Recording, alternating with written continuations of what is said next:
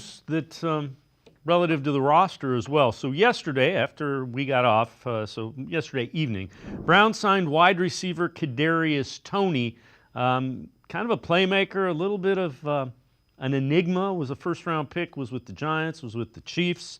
Fast guy, decent returner. They signed him. They also worked out some tight ends today, and a couple of these names will pop. Irv Smith, Jeff Swaim, our veterans, Tommy Sweeney. Remember, they're in the market for a tight end. David Njoku hurt his ankle week to week. They were looking before. Now it's even more important. And the Browns did sign a linebacker, Kaliki Hudson, off of the practice squad. And again, as you point out in this, Fields with his ankle, Diabate with his hip, they were down a few guys with the injury. So some of those are injury related.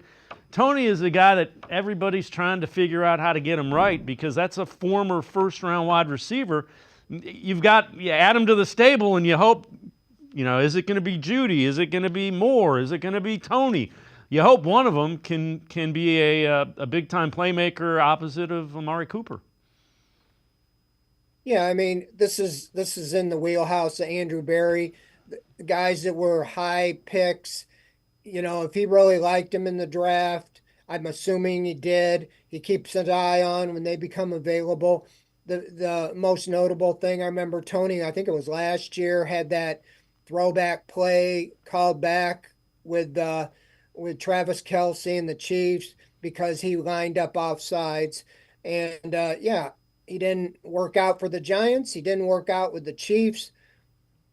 I think it's a good move with the practice squad because, I mean, he's being paid, I believe, by his former team, and the Browns are only liable for a practice squad type, which is minimal comparatively. And if nothing else, you get a good look at somebody, in practice every day who could run the jet sweep. The Browns defense continually has trouble with that last year, and CeeDee Lamb the other day, had some big gains on those.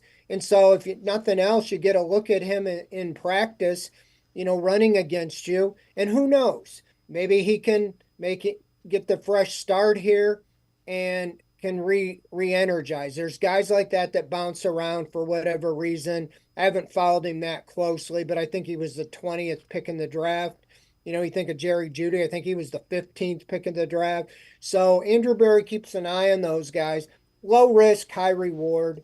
I mean, you don't have to worry too much about, like you're sacrificing somebody for him. If he shows something, they can find a place for him. Do you like either Swaim or Smith for what the Browns need?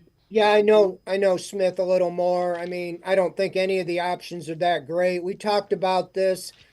Of course, the Browns chose to be very thin at tight end. Only two tight ends on the roster, and Njoku and Akins.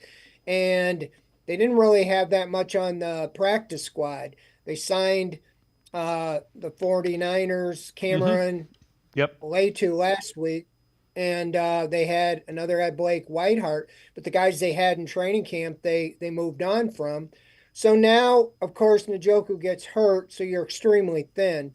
I thought they would try to trade or acquire somebody, maybe in the final cuts that was going to get released, or use one of your bonuses. But right now, that's where you're at. You're not getting great options, so it's going to be a patch job.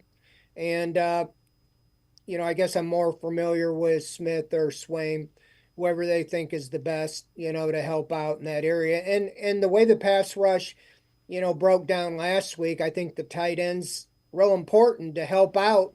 If it's Wills comes back or Conklin comes back, or even they stay with Dewan Jones and James Hudson, you need help. I think Nick Harris can help. Maybe you can find a way to help him go out there and help block.